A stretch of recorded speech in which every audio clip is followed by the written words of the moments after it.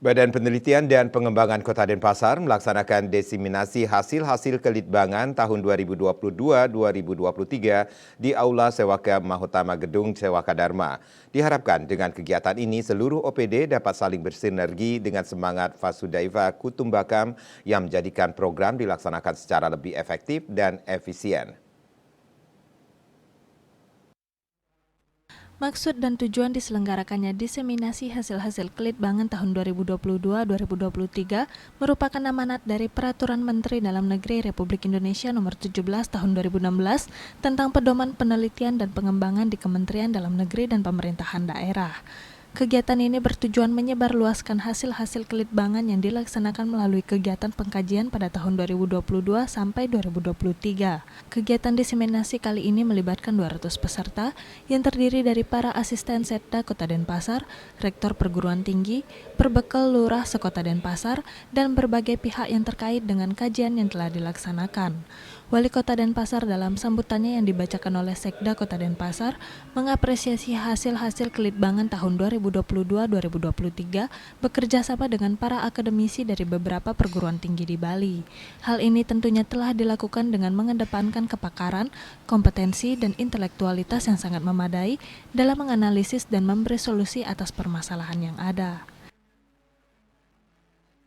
Kan ini untuk membangun Kota Denpasar yang memerlukan juga dukungan semua pihak. Salah satu dari akademisi, kita undang para rektor, kemudian kelompok ahli yang sesuai dengan bidang masing-masing. Jadi bagaimana kita bisa menyelesaikan permasalahan di kota ini. Ya, salah satunya adalah masalah inflasi.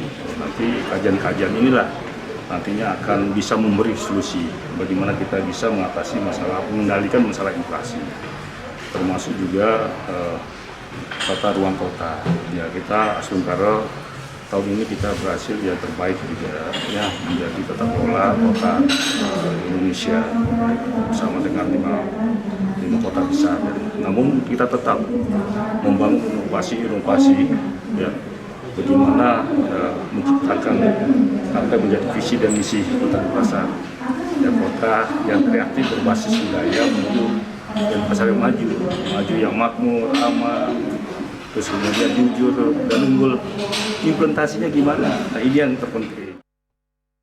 Pada tahun 2022, Balitbang telah melaksanakan 5 buah kajian dan dari kelimanya diseminasikan hanya 3 buah kajian, yaitu izin peruntukan penggunaan tanah, pengelolaan fasilitas sosial dan fasilitas umum, dan efektivitas kebijakan kawasan heritage Gajah Mada. Di tahun 2023 ini telah dilaksanakan 6 buah kajian hingga saat ini dan 2 kajian yang sedang berlangsung.